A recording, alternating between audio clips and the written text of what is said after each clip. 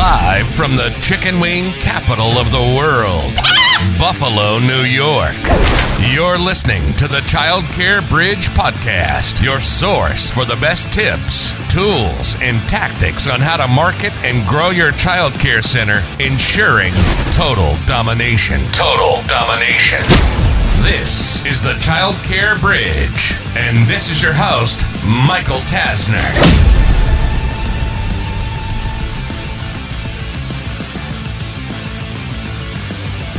Hey there, and welcome to this week's episode of the Childcare Bridge. Today's topic is all about negative reviews, but it's taking it a step further to look at what are the massive negative implications of these one-star reviews, but more importantly, what can you actually do? What can you legitimately do to start to get some of these reviews removed? So the asterisk before I start this is that there are a lot of variables to what I'm going to teach you today. And the variables are going to be 100% contingent on the actual situation. So as we talk through that, just keep that piece in mind that I can't give you a one-size-fits-all because every situation is different. Over the last 10 years in the childcare space and 25 years in marketing, I have seen tens of thousands of one-star reviews. And what I've learned is that most people massively exaggerate the extent of X. So in this case, they typically are going to exaggerate what may or may not have happened at your center, or what may or may not have happened during the tour, or what may or may not have happened during the process of them filling out a lead form. There's a lot of different kind of front door places that they might end up leaving you a review on. Now, the piece that you really are going to have to get crystal clear on is that the best way to mitigate against all of this, and as I teach you this framework, the best way to then defend from this kind of stuff is that if you have cold, hard, black and white facts to show why XYZ was inaccurate, factually inaccurate. So I'm going to give you a couple of recent examples. I'm not going to tell you the name of the center, but I'll tell you the state and I'll tell you how many locations they had, or I'll give you a range on locations. So this was, I would say, roughly about a month and a half ago. Center in Texas, they had anywhere between 10 and 15 locations. So a nice size operation. And they started to see an uptick in their negative reviews. Now, we have tons of software that monitors everything that is being said online. So one of your action items, among others, is going to be if you do not have software or an agency like mine that is actively monitoring what's being said about you, your center, your brand on all the different places. I'm talking Glassdoor, I'm talking Google, Yelp, every single place, all the different Facebook groups, Reddits, etc. You've got to see what's being said about you online, and you need to be able to see that in as close to real time as possible. You can't be getting a report once a month that says, oh, by the way, you had 50 negative one-star reviews in the last 30 days. What would you like to do? It needs to be in real time. So we very quickly started to see an uptick that was outside the norm of the number of reviews that were coming in. And magically, all of the reviews seemed to mention a particular situation that stated, and I'm paraphrasing, that there was an incident with a teacher where he hurt the child that was in the classroom. Now, that's obviously a very, very serious allegation. So what ended up happening was this parent had a picture. They put the picture on various Facebook groups. They also posted on a Reddit forum. And they said, do not send your son or daughter to this preschool. Look at what happened. And then they took it a step further and they said, if you're with me, or they had some really strange way in how it was phrased, but basically saying, band with me, support me, and go and leave a negative review, basically is what they were asking for. So within 3 days, there were close to 250 one-star reviews across all of their platforms, Facebook, Yelp, Google, their average was like a 4.7. I mean, it went down to like a 1.2, if not even a little bit lower on some of these platforms. Like it dropped drastically. So the piece to this, before I give you, okay, great, well, what do you do? What can you do? There's one huge thing that you need to make certain of. This particular episode, I'm teaching you what can you do if you know and you have the proof that you and your center or your staff are in the right and that what was posted was not factually accurate. That's the key. It has to be not factually accurate. Now, I'll tell you what you can do about all the other people that were saying things as well, but step one is that particular piece. So is there camera proof? Is there certain statements? Are there text messages? Do you have multiple people on your staff that witnessed something? And you need to start to build the story, but backed by proof. So what actually happened? Here's all the documentation to show what actually happened. If you gather all of that and you find, oh my gosh, like this kind of happened. That's not the episode for today. That'll be next week. And that is going to be the episode on how do you deal with something that is, I would label that catastrophic to a child care center. And we have seen 14 or 15 of those instances over a 10-year period. So 1 or 2 a year on the high side, but they may or may not come up in your tenure at having your center. As you get more and more locations, this stuff becomes a lot more common. And as you add more and more locations and more staff, you become a bigger target, but it also becomes a bigger liability because what you're going to realize very, very rapidly is that these 1-star reviews, they're going to cost you a lot more than just a potential negative rating on Google. I've seen some centers that have had to shut down that were not actively working with us because they had 20 reviews, they've been in business for 30 years, something came out. Now, I can't tell you if that was true or not, but all of a sudden they have 250 1-star reviews, almost every family left, doors are closed. So your livelihood is now gone, your family is now destroyed, your mental well-being, like it cascades across every other area in your life. Like as an owner, I take any review extremely seriously, and you should as well. But you need to understand that every 1-star review is traditionally going to cost you at the very least 10 enrollments. So, well, Michael, what do you mean? When families are looking for a center, they come, they take a tour, they're typically doing some research ahead of time. If they're not doing extensive research, they're doing research thereafter, even if they've signed to enroll their son or daughter with you, even after they've made that buying decision. Now, human behavior dictates that they, more often than not, will sort reviews by lowest rating to highest, and they will get enamored with the reviews that are low, and they'll start to talk themselves out of, well, geez, this sounds pretty bad. Like, did we make the right choice? And there might only be 2 1-star reviews out of 50. But they'll hold their hat onto that. And if you look at your buying behavior of going on Amazon, you're typically reading a lot of the reviews, and more often than not, you're reading the negative ones of, oh my God, like people are having these experiences. What's going on here? And then you move on to something else.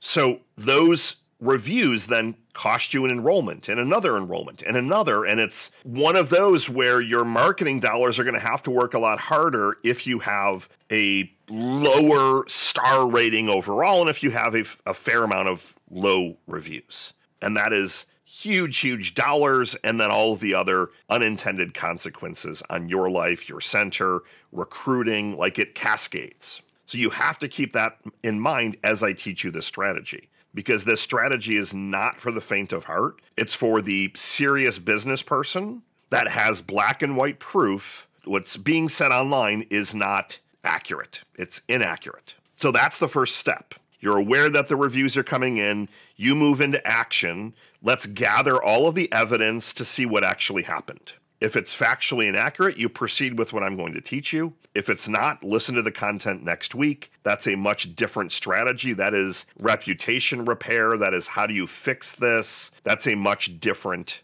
can of worms. So now that you have the evidence, you need to understand and think about this through your business lens, that you know that this is costing you enrollments, costing you money, and you know what's online is not accurate.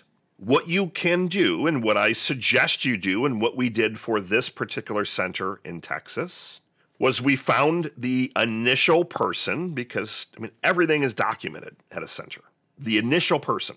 And then we found their posts where they were asking people to leave reviews, which was a huge mistake in and of itself. And we screenshotted everything. So we had all of everything black and white. Here's what's being said. And then we went to, great, here's the actual proof of what we have. And we had an attorney type up a letter that basically said, you have 3 days to take everything down, or XYZ is going to happen. And XYZ traditionally is, we are going to sue you for damages, as you are costing us enrollments every single day. You've damaged our reputation that we've built over 30 years. This could cost you everything that you have. Now, before you say, well, Michael, hold on a second. You're going the legal route 100%. Are you going to let someone completely tarnish your reputation when you have proof that it's inaccurate? It is against Google's terms of service, and it's against the law for somebody to be posting content in a review form that is factually inaccurate, that's essentially disparaging the business. You can read all of this stuff online. This happens all the time, and almost always the ruling is in the favor of the business, because people, in the heat of the moment, they overreact and they start to embellish things that didn't happen. And with your son or daughter, like you're very protective. Like you want to make sure that you're standing up for your child. But unfortunately, emotions can start to cloud your judgment, and you're going to say and do things that are not right, is the best way that I can describe it. So as this letter goes out, it's best sent from an attorney to show that you're not messing around. But if that is riddled with errors, or you fabricated anything, your case is going to deravel, and it could take the opposite effect, to where that person now not only, now they're even more heated. But in the case of the center that we are working with in Texas, this is exactly what we suggested. They gathered everything. They found out that it was the opposite of what happened, and they actually reported this 2 days before to Child Protective Services for something that was happening at home that they had documented, already reported, already sent a text message to the mom that your son or daughter came in with a bruise on their arm. Like, the proof was black and white, and the family was deflecting and saying this happened at the center. So thankfully, in that case, literally black and white. Like, they had, when I spoke to the owner, they're like, there's no way I know exactly what you're referring to without even telling me the name. I'll have you everything within an hour. And it was black and white. And what magically happened was that the reviews started to get removed in literally within 15 minutes of the letter getting sent via email, and then it's also sent via certified mail. When you show strength, and it's not, you're not trying to intimidate, but you're saying, I'm not going to be bullied by fictitious lies. But as I've repeated 3 or 4 times, you have to have the proof on your side when you take this path. If they don't respond to that, you give them typically one more opportunity via an attorney, and you have to then have the gumption, the guts, like you need to then be able to take the nuclear option thereafter to take that particular person to court, which is not going to cost you a small amount of money. But they might think you're joking with the first letter, so you send one more letter. But if you're not willing to then back that up with taking the action, the final action of, we're going to take you to court, filing a lawsuit and all of that, it's not inexpensive. But I promise you, if you look at how many enrollments you're losing as a result of those negative reviews, it's a lot more in the long run to have those reviews up and costing you hundreds and hundreds of thousands of dollars all day, every day, of potential enrollments, families leaving, switching because of things that are not true. So you throwing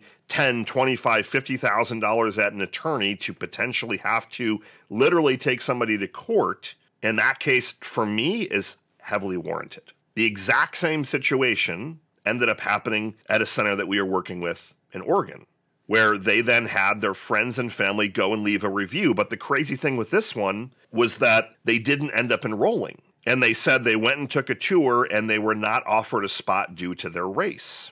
And this one I really haven't seen before. So this was very, very interesting, and people got very, very heated. It didn't make its way to the local media, thankfully. But same thing. Looked at what's going on. Where's everything being said? Where's the source of what happened? Great. Go and collect the factual information. And in this case, thankfully, A, they had cameras in the room where they were doing essentially the sales pitch. B, they had another person that was in the room training. And C, they actually recorded the entire conversation, and they asked about that before it started because they wanted to have it for training purposes. And what was factual was that the potential family was angry that there was not a 50% discount due to their race. They asked for a discount, of which the director replied, "We don't do discounts of 50% for anyone." And they said, well, that's something to the extent of, well, that's racist, or I'm entitled to a discount, I need a discount. And they left upset because of the tuition price and that they weren't going to get a discount. So they took that and twisted it and said, they didn't offer me a spot, when in reality, the facts showed the situation was drastically different. And we followed the exact same framework. Document all of the proof, make sure that it's bulletproof, ironclad before we start to send these letters, engage an attorney, email, letter goes out, and magically the same thing happens. The reviews start to fall off. You can and need to defend and protect your reputation if you are in the right. If you are in the right. Now, there's going to be cases where, people might leave you a 2 or 3 star, and you're like, yeah, that's kind of true. And in those, what you want to do is you want to respond and apologize, offer to make the situation right. You're not going to be sending out letters to things like that unless they are drastically and factually inaccurate. So those you want to make sure that you are at least responding to and engaging and showing that, hey, we take this stuff seriously. But if you get maliciously attacked, you have to be able to follow the process that I just trained you on. Plain and simple, black and white. And I unfortunately know that this is going to come up for you at some point. As you get bigger and bigger and more locations, this stuff happens a lot more than you might think. And you might say, Michael, I've never even heard of this. We see this minimum 2-3 times a week, typically 10 times a month. And they're not at the extent of hundreds of 1-star reviews at the same time. But we're seeing 1-star reviews. We're working with hundreds of centers. So we're seeing 1-star reviews coming in every day. We take every 1-star review seriously, especially if there are certain allegations, because we know how much lost revenue that can potentially cause. So we want to take every one of those seriously. Now, the only other piece I'll share is that if there are 1-star reviews and they're from fake-looking profiles, they've never left any other reviews for anyone, you have no idea their names, like they're clearly spam, you flag those reviews until they're removed. You hit flag, flag, flag, flag, flag. You respond, I have no knowledge of who you are. This clearly is spam. You flag it, and you continue to do that until it's removed. And the chances are pretty high that those spam accounts and those spam reviews will eventually get removed. But I'm more concerned with people that are leaving long replies and stories and allegations that are factually inaccurate. And again, that is the key. Get the facts, stand your ground, and stand up for your center, your business, and your reputation. I hope this was helpful. I hope it never happens to you. But if you do encounter this, now you've got an action plan. Thank you, as always, for tuning in. Michael Tasner signing off. Good morning, good afternoon, and good night. See you next week.